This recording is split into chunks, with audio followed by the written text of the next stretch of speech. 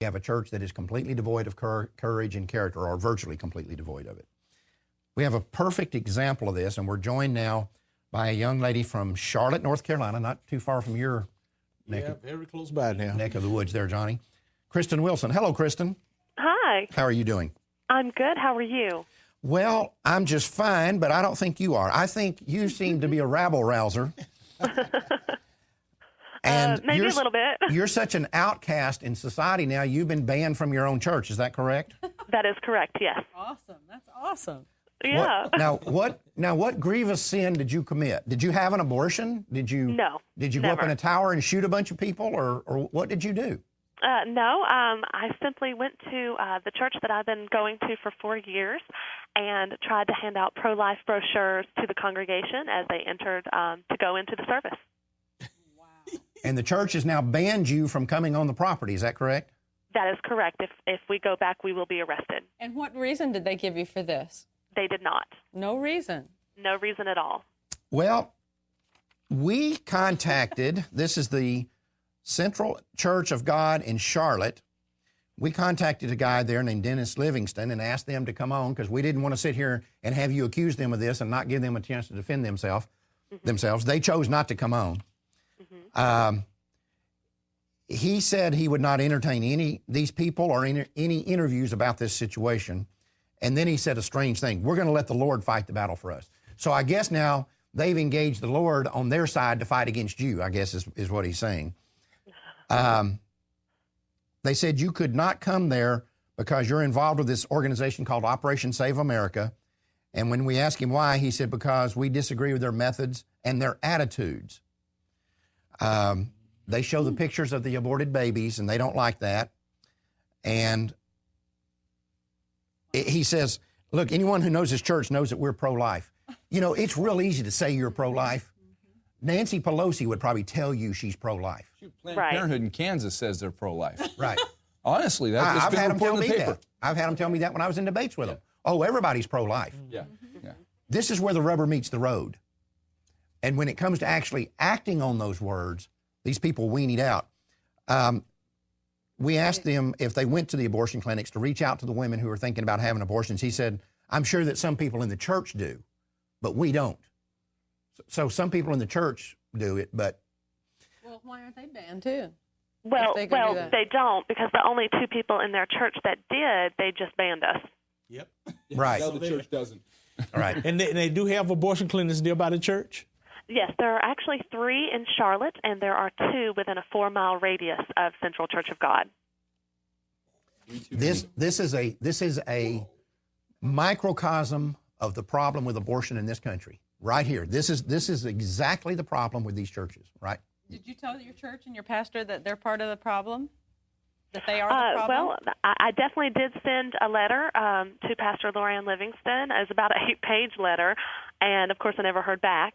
He's very hard. You can't reach him. You have to go through his secretary, Janice, and you cannot reach Pastor Lorianne. How convenient. You know, Kristen, I've been through this with so many churches. It's hard to recount how many there's been, but I'm sure that they went through Matthew 18 with you, right? I mean, if your brother sins against you, you go to them one-on-one to attempt to win them back, etc. And you go through this process, right? So I'm sure that they did this with you in order to try to win one of the 99 sheep that have gone astray, or there's 99 there, and you're the one sheep that have gone astray. They're trying to win you back, right? I wish I could say yes, but no, they did not. So what you're really saying then, and I'm being a little facetious, but these are not pastors. A pastor's heart is winsome. You go and you go and find that lost sheep. If they believe that you're a reprobate sinner, they're going to come back to you and try to win you back and bring you back into the fold. But what in essence they've done is said that you are the righteous and they are the sinners.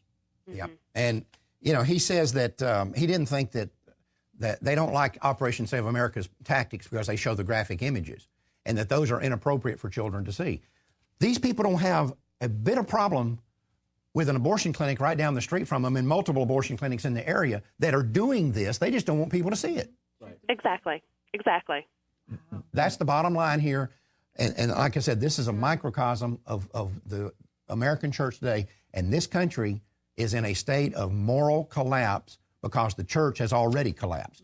They are leading this collapse that we're in today. I call it willful ignorance, Mark. Yeah, they chose These churches want to live in willful ignorance. They know what's going on, but don't show it to me. It's the proverbial ostrich's head in the sand. Right, exactly. It's the same exact deal. So what does this guy preach about? I mean, does he preach about sin or?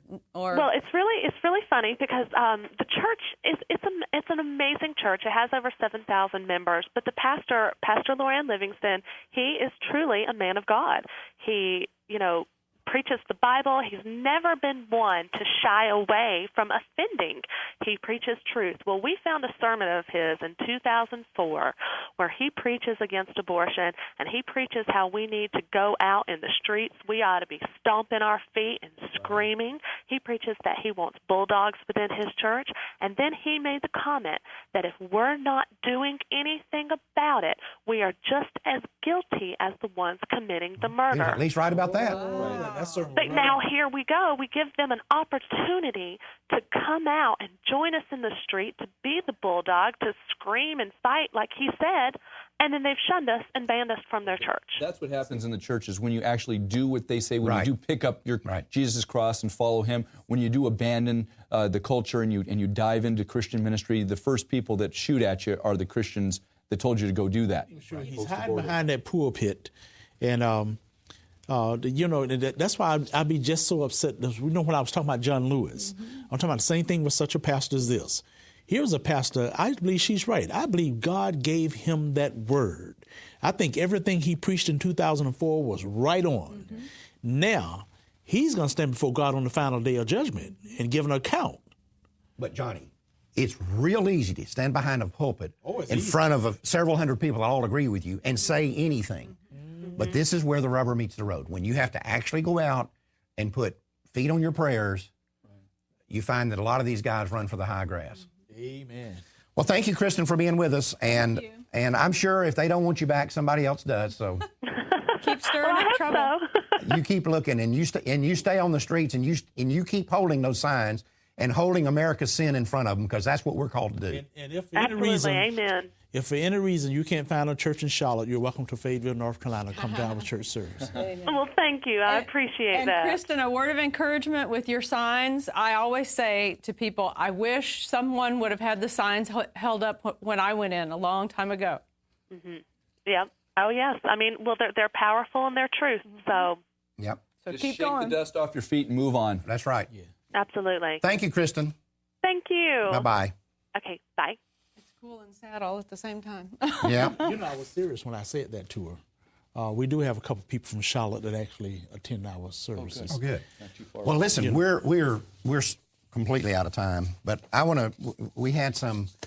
we continue to have amazing victories, Johnny, as you know, with the Mafia 21, and you're involved in it more than probably anybody but me. Oh man, And Carol. you know, I had to show us the mark last night. This is from a fellow named Rob Ritchie. This fella, when he mails a letter, he takes the little Marfa cards, And tapes it to the back tapes of it the to the envelope. back of the envelope. That's pretty cool. Rob Ritchie's a I mean, great guy. people are using some very creative Oh, ways we're to seeing get the all kinds message of out. things, but That's a good idea. We could put the We're action having- cards like that. yeah. Well, we do. Good We have idea. people that do that. But we're seeing amazing things. One of the most amazing things, we don't have time to talk about it, is Bloody Sunday, the march from Selma to Montgomery. Oh yes. Is considered by many to be the pivotal event in the history of the civil rights movement. They celebrate it every year by remarching over that same bridge in Selma. It's now a 10-day festival, including a film festival. We were honored to be the featured film at this year's Selma Film Festival. And those who came in to see that film, We were they there. were moved. Right. They were moved. There were some people that Mark was really impressed with, especially some young men. There's sometimes I want the church to rise up and be so mighty, but every now and then it's our brothers and sisters going around wearing those dashikis, got the dreads, the ones that are real Afrocentric who really understands the culture. Right. They're the ones, when they see Marfa 21, they know what's going down, and they have no intention of just watching this thing. They are planning to do something. I'm telling you, this thing is starting to it's just gaining momentum every day. We've sold about 15,000 Mafas now.